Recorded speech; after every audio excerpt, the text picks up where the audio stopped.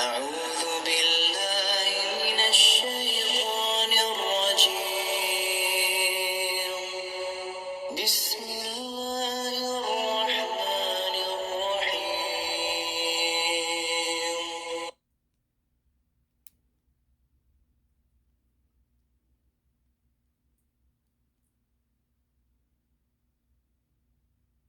الحمد لله الذي أنزل على عبده الكتاب ولم يجعل له عوجا قيما لينذر بأسا شديدا من لدنه ويبشر المؤمنين الذين يعملون الصالحات أن لهم أجرا حسنا ماكثين فيه أبدا وينذر الذين قالوا اتخذ الله ولدا ما لهم به من علم ولا لآبائهم كبرت كلمة تخرج من أفواههم إن يقولون إلا كذبا فلعلك باخع نفسك على آثارهم إن لم يؤمنوا بهذا الحديث أسفا إنا جعلنا ما على الأرض زينة لها لنبلوهم أيهم أحسن عملا وإنا لجاعلون ما عليها صعيدا جرزا أم حسبت أن أصحاب الكهف والرقيم كانوا من آياتنا عجبا إذ أوى الفتية إلى الكهف فقالوا ربنا آتنا من لدنك رحمة وهيئ لنا من أمرنا رشدا فضربنا على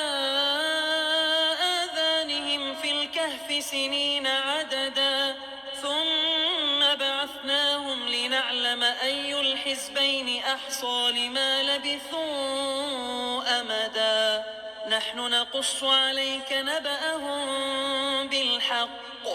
إنهم فتية آمنوا بربهم وزدناهم هدى وربطنا على قلوبهم إذ قاموا فقالوا ربنا رب السماوات والأرض لن ندعو من دونه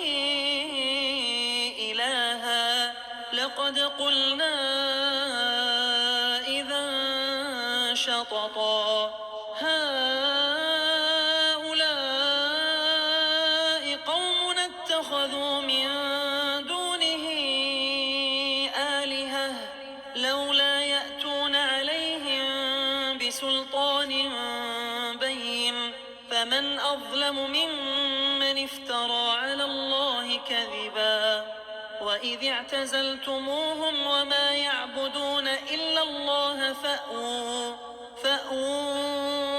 إلى الكهف ينشر لكم ربكم من رحمته ويهيئ لكم من أمركم مرفقا وترى الشمس إذا طلعت تزاور عن كهفهم ذات اليمين وإذا غربت تقرضهم ذات الشمال وهم في فجوة منه ذلك من آيات الله من يهد الله فهو المهتد ومن يضلل فلن تجد له وليا مرشدا وتحسبهم أيقاظا وهم رقود ونقلبهم ذات اليمين وذات الشمال وكلبهم باسط ذراعيه بالوصيد لو اطلعت عليهم لوليت منهم فرارا ولملئت منهم رعبا وكذلك بعثناهم ليتساءلوا بينهم قال قائل منهم كم لبثتم قالوا لبثنا يوما أو بعض يوم قالوا ربكم أعلم بما لبثتم فابعثوا أحدكم بورقكم هذه إلى المدينة فلينظر أيها أزكى طعاما فليأتكم برزق منه وليتلطف ولا يشعرن بكم أحدا إنهم إن يظهروا عليكم يرجموكم أو يعيدوكم في ملتهم ولن تفلحوا إذن أبدا وكذلك أعثرنا عليهم ليعلموا أن وعد الله حق وأن الساعة لا ريب فيها إذ يتنازعون بينهم أمرهم فقالوا ابنوا عليهم بنيانا ربهم أعلم بهم قال الذين غلبوا على أمرهم لنتخذن عليهم مسجدا سيقولون ثلاثة رابعهم كلبهم ويقولون خمسة سادسهم كلبهم رجما بالغيب ويقولون سبعة وثامنهم كلبهم قل ربي أعلم بعدتهم ما يعلمهم إلا قليل فلا تمار فيهم إلا مراء ظاهرا ولا تستفت فيهم منهم أحدا ولا تقولن لشيء إني فاعل ذلك غدا إلا أن يشاء الله واذكر ربك إذا نسيت وقل عسى أن يهديني ربي لأقرب من هذا رشدا ولبثوا في كهفهم 300 سنين وازدادوا 9 قل الله أعلم بما لبثوا له غيب السماوات والأرض أبصر به وأسمع ما لهم من دونه من ولي ولا يشرك في حكمه أحدا واتل ما أوحي إليك من كتاب ربك لا مبدل لكلماته ولن تجد من دونه ملتحدا واصبر نفسك مع الذين يدعون ربهم بالغداة والعشي يريدون وجهه ولا تعد عيناك عنهم تريد زينة الحياة الدنيا ولا تطع من أغفلنا قلبه عن ذكرنا واتبع هواه وكان أمره فرطا وقل الحق من ربكم فمن شاء فليؤمن ومن شاء فليكفر إنا أعتدنا للظالمين نارا أحاط بهم سرادقها وإن يستغيثوا يغاثوا بماء كالمهل يشوي الوجوه بئس الشراب وساءت مرتفقا إن الذين آمنوا وعملوا الصالحات إنا لا نضيع أجر من أحسن عملا أولئك لهم جنات عدن تجري من تحتهم الأنهار يحلون فيها من أساور من ذهب ويلبسون ثيابا خضرا من سندس واستبرق متكئين فيها على الأرائك نعم الثواب وحسنت مرتفقا واضرب لهم مثلا الرجلين جعلنا لأحدهما جنتين من أعناب وحففناهما بنخل وجعلنا بينهما زرعا كلتا الجنتين آتت أكلها ولم تظلم منه شيئا وفجرنا خلالهما نهرا وكان له ثمر فقال لصاحبه وهو يحاوره أنا أكثر منك مالا وأعز نفرا ودخل جنته وهو ظالم لنفسه قال ما أظن أن تبيد هذه أبدا وما أظن الساعة قائمة ولئن رددت إلى ربي لأجدن خيرا منها منقلبا قال له صاحبه وهو يحاوره أكفرت بالذي خلقك من تراب ثم من نطفة ثم سواك رجلا لكن هو الله ربي ولا أشرك بربي أحدا ولولا إذ دخلت جنتك قلت ما شاء الله لا قوة إلا بالله إن ترني أنا أقل منك مالا وولدا فعسى ربي أن يؤتيني خيرا من جنتك ويرسل عليها حسبانا من السماء فتصبح صعيدا زلقا أو يصبح ماؤها غورا فلن تستطيع له طلبا وأحيط بثمره فأصبح يقلب كفيه على ما أنفق فيها وهي خاوية على عروشها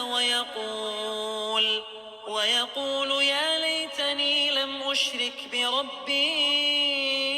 أحدا ولم تكن له فئة ينصرونه من دون الله وما كان منتصرا هنالك الولاية لله الحق هو خير ثوابا وخير عقبا واضرب لهم مثل الحياة الدنيا كماء إن أنزلناه من السماء فاختلط به نبات الأرض فأصبح هشيما تذروه الرياح وكان الله على كل شيء مقتدرا المال والبنون زينة الحياة الدنيا والباقيات الصالحات خير عند ربك ثوابا وخير أملا ويوم نسير الجبال وترى الأرض بارزة وحشرناهم فلم نغادر منهم أحدا وعرضوا على ربك صفا لقد جئتمونا كما خلقناكم أول مرة بل زعمتم أن لن نجعل لكم موعدا ووضع الكتاب فترى المجرمين مشفقين مما فيه ويقولون يا ويلتنا ما لهذا الكتاب لا يغادر صغيرة ولا كبيرة إلا أحصاها ووجدوا ما عملوا حاضرا ولا يظلم ربك أحدا وإذ قلنا للملائكة اسجدوا لآدم فسجدوا إلا إبليس كان من الجن ففسق عن أمر ربه أفتتخذونه وذريته أولياء من دوني وهم لكم عدو بئس للظالمين بدلا ما أشهدتهم خلق السماوات والأرض ولا خلق أنفسهم وما كنت متخذ نتخذ المضلين عضدا ويوم يقول نادوا شركائي الذين زعمتم فدعوهم فلم يستجيبوا لهم وجعلنا بينهم موبقا ورأى المجرمون النار فظنوا أنهم مواقعوها ولم يجدوا عنها مصرفا ولقد صرفنا في هذا القرآن للناس من كل مثل وكان الإنسان أكثر شيء جدلا وما منع الناس أن يؤمنوا إذ جاءهم الهدى ويستغفروا ربهم إلا أن تأتيهم سنة الأولين أو يأتيهم العذاب قبلا وما نرسل المرسلين إلا مبشرين ومنذرين ويجادل الذين كفروا بالباطل ليدحضوا به الحق واتخذوا آياتي وما أنذروا هزوا ومن أظلم ممن ذكر بآيات ربه فأعرض عنها ونسي ما قدمت يداه إنا جعلنا على قلوبهم أكنة أن يفقهوه وفي آذانهم وقرا وإن تدعهم إلى الهدى فلن يهتدوا إذن أبدا وربك الغفور ذو الرحمة لو يؤاخذهم بما كسبوا لعجل لهم العذاب بل لهم موعد لن يجدوا من دونه موئلا وتلك القرى أهلكناهم لما ظلموا وجعلنا لمهلكهم موعدا وإذ قال موسى لفتاه لا أبرح حتى أبلغ مجمع البحرين أو أمضي حقبا فلما بلغا مجمع بينهما نسيا حوتهما فاتخذ سبيله في البحر سربا فلما جاوزا قال لفتاه آتنا غداءنا لقد لقينا من سفرنا هذا نصبا قال أرأيت إذ أوينا إلى الصخرة فإني نسيت الحوت وما أنسانيه إلا الشيطان أن أذكره واتخذ سبيله في البحر عجبا قال ذلك ما كنا نبغ فارتدا على آثارهما قصصا فوجدا عبدا من عبادنا آتيناه رحمة من عندنا وعلمناه من لدنا علما قال له موسى هل أتبعك على أن تعلمني مما علمت رشدا قال إنك لن تستطيع معي صبرا وكيف تصبر على ما لم تحط به خبرا قال ستجدني إن شاء الله صابرا ولا أعصي لك أمرا قال فإن اتبعتني فلا تسألني عن شيء حتى أحدث لك منه ذكرا فانطلقا حتى إذا ركبا في السفينة خرقها قال أخرقتها لتغرق أهلها لقد جئت شيئا إمرا قال ألم أقل إنك لن تستطيع معي صبرا قال لا تؤاخذني بما نسيت ولا ترهقني من أمري عسرا. فانطلقا حتى إذا لقيا غلاما فقتله قال أقتلت نفسا زكية بغير نفس لقد جئت شيئا نكرا.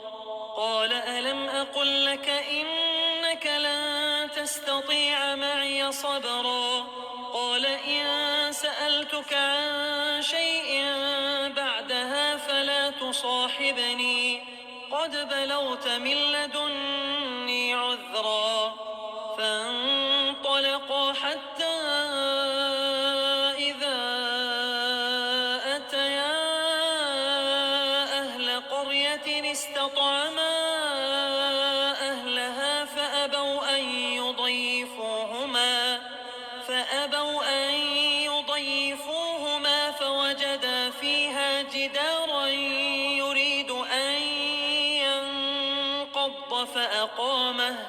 قال لو شئت لاتخذت عليه أجرا. قال هذا فراق بيني وبينك سأنبئك بتأويل ما لم تستطع عليه صبرا. أما السفينة فكانت لمساكين يعملون في البحر فأردت أن أعيبها وكان وراءهم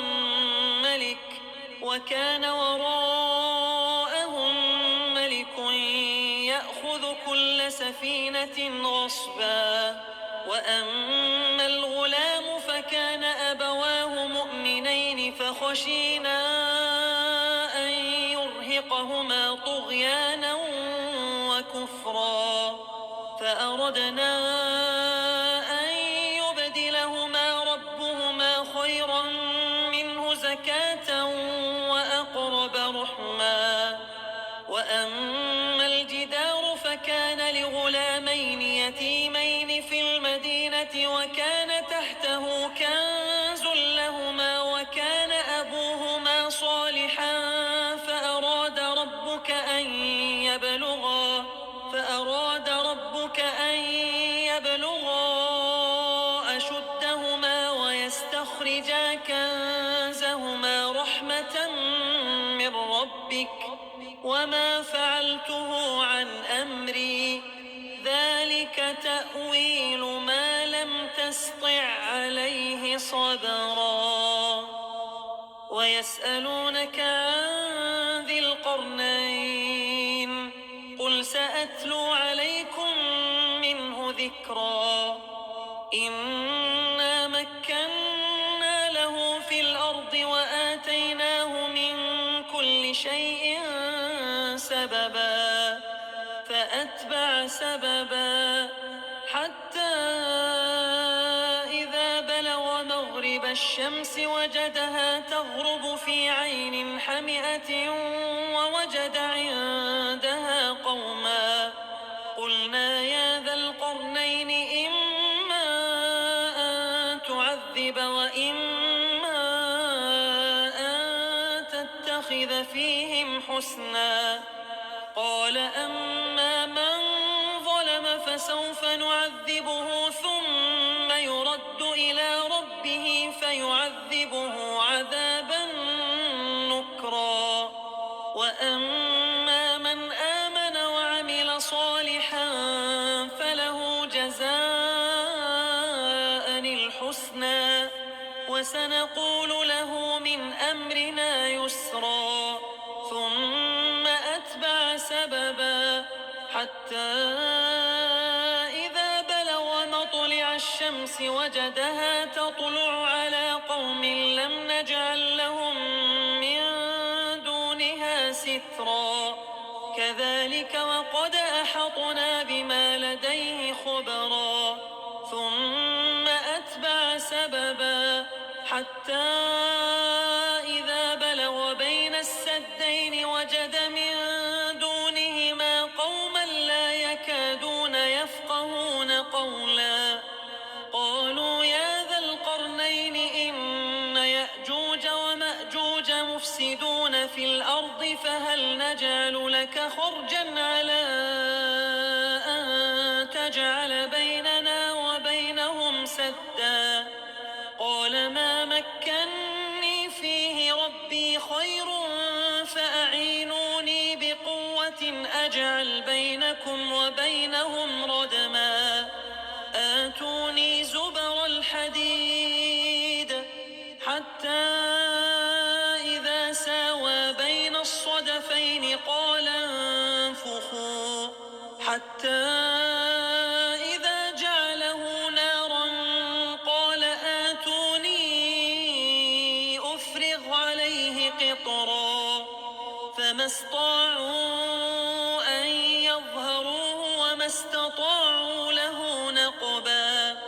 قال هذا رحمة من ربي فإذا جاء وعد ربي جعله دكاء وكان وعد ربي حقا وتركنا بعضهم يومئذ يموج في بعض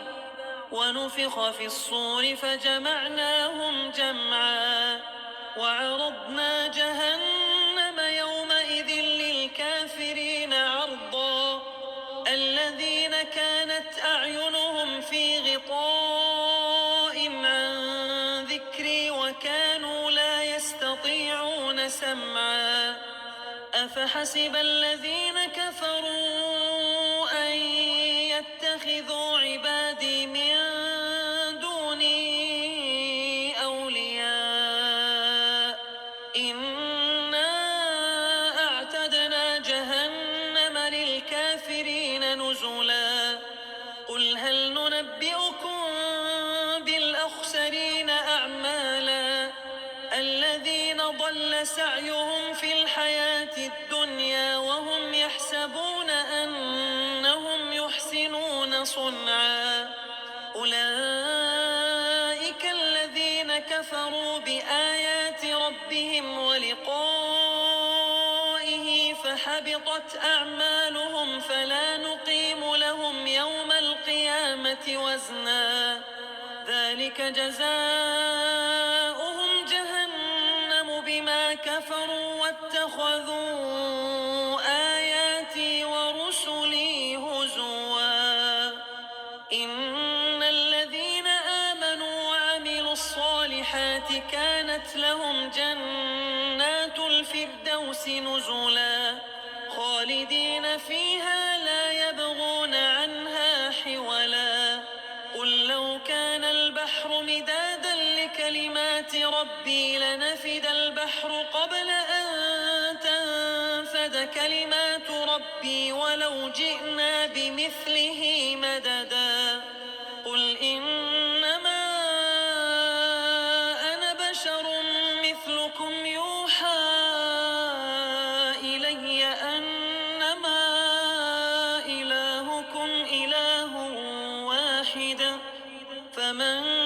كان يرجو لقاء ربه فليعمل عملا صالحا ولا يشرك بعبادة